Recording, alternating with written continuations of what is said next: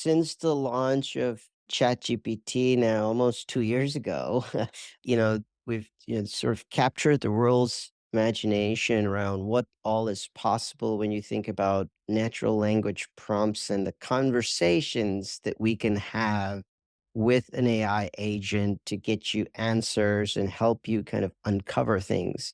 Over the last couple of years, we've also gotten in obviously to the world of generative AI where you can generate new content, generate new images, generate programs. There's just so many different applications of AI. But if I bring it back down to kind of e-commerce, specifically for e-commerce sellers, um, I see, there's tons of reports out there around adoption being, 60, 70% of firms are starting to leverage AI.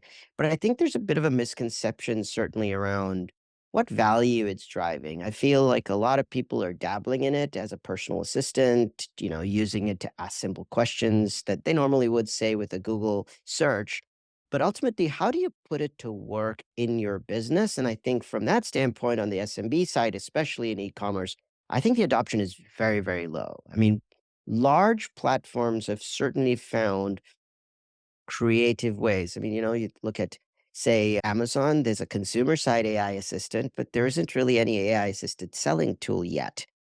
The volume, even as you look at, say, Shopify, for example, has invested quite a bit in their AI sidekick that they launched earlier this year. So there's a lot of the players are making a lot of interesting bets on how to leverage AI, but it's very early days. And so there's a lot of mystery. There's a lot of, there's definitely some hype, but ultimately there's tremendous amount of value that can be derived from all the AI technology that's available out there.